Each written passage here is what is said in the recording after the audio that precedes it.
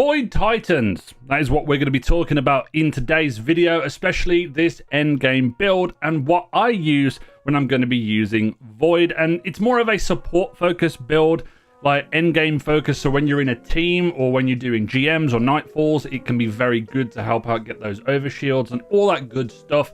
I was going to do a variation build where I had a raid exotic that I was going to be using, but not everyone has access to a raid exotic, and therefore I just feel like the build isn't really as accessible as this one would be. This one doesn't really have any weapons that you have to specifically use, purely because you'll be swapping them out for different champion mods and such, which is how I kind of approach my endgame builds. It's not overly crazy for like solo just damage output like our Lorelei build where you could keep yourself alive, but this one is pretty good regardless. So let's waste no more time and jump into the subclass. So let's talk about the Titan subclass. Doing it differently to how I usually do these videos and go back to kind of the old style. So we're just going to walk through the subclass and all the mods and such.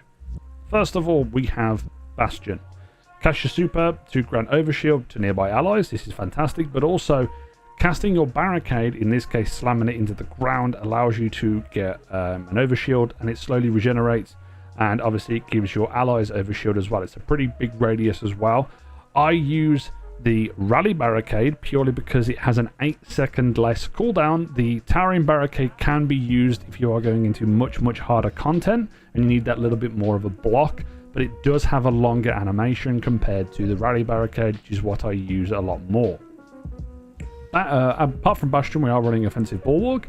I'm not running Controlled Demolition purely because I'm going to be working on a different build that utilizes this a little bit later on when I've messed around with after I've done this one essentially. But Offensive Bulwark, or you have an overshield or are inside a Ward of Dawn, your grenade charges faster, you have increased range of your melee and damage, and your melee final blows extend the duration of your overshield. And you also get an additional shield throw for your Sentinel shield. We're going to be using Ward of Dawn here.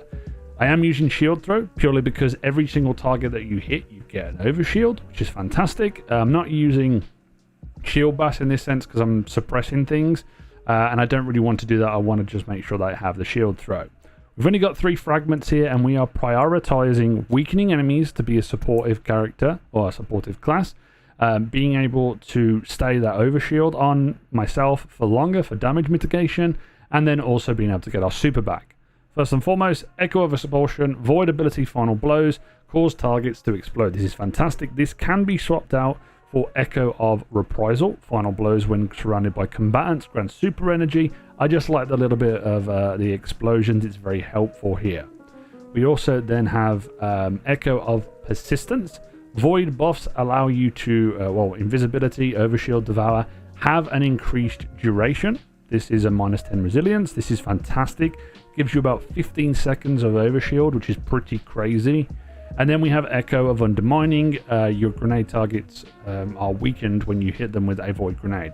You could swap these two out if you wanted to. You could swap out Echo of Persistence and go with Echo of Starvation. So when you pick up an Orb of Power, you get Devour. This is fantastic. You can have ultimate healing power.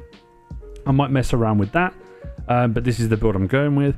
And then with Echo Undermining, you could swap this out and go with Echo of Instability. If you get kills with your grenades, you're going to be able to get volatile rounds with Void weapons. But that's the subclass. The reasoning behind why I've selected this is because I'm going with a full support endgame build. This is going to be more focused if you're playing as a team, but also this is going to be quite good if you are playing solo, because you're able to keep yourself alive. You have a damage buff from your Ward of Dawn. You also have a weaken, which is a debuff, and then obviously all the other mods we'll go through in just a moment.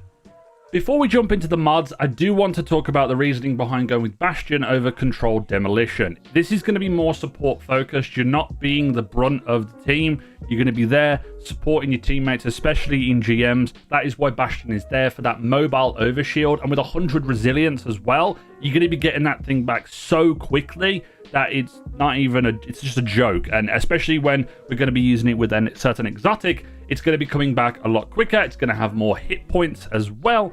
And also you can obviously vary it with the lower barricade, the rally barricade, and then the towering barricade. So let's jump into the mod. On my helmet, I'm running Reaping Wellmaker, essentially activating your class ability, spawns a Void Elemental Well on your next weapon final blow, which is fantastic. We're going to be doing this quite a lot, purely because we're going to be making a bunch of overshields for everybody. Fantastic. We also have Harmonic Siphon, Void Siphon, so Void Weapon Final Blows create Orbs of Power, just Orbs of Power for days. We could put Dynamo on here as well if we really wanted to. And then a Discipline mod. The stat setup that I have is 100 Resilience. It would be 100 Discipline, but I'm using the -20, and I would have 110 Resilience, and I could obviously drop that down and go more into recovery in that sense. For our arms, in this case, I was running Overload Machine Gun, but you can, because I was doing some endgame activities, but you run Momentum Transfer. You also want to make sure that you have Focusing Strike on just for this season, but this is going to be, for future seasons, so you may not have this. Momentum Transfer is fantastic, allows you to get your melee back quicker. Elemental Ordnance, we are stacking 2 of Elemental Ordnance here, along with 2 outreaches on our bonds to be able to reduce our class ability. More Elemental Ordnance means more of the Elemental Wells that will spawn. They spawn 2, but in this case, because we have Bountiful Wells on our legs, we are going to be able to spawn 3 Elemental Wells. We have Recuperation on here as well. And finally, the Pieza Resistance is going to be Heart of Inmost Light. This is quite possibly one of my favorite exotics in the entire game.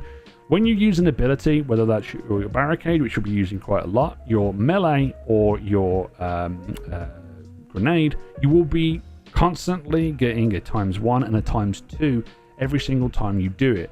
My advice is you pop your barricade down first, then you put out your melee, which allows you to do a bit more damage, and then your grenades are double damage, well, 2 times damage. I don't know if it's exactly double damage, but this is going to be fantastic alongside the weaken.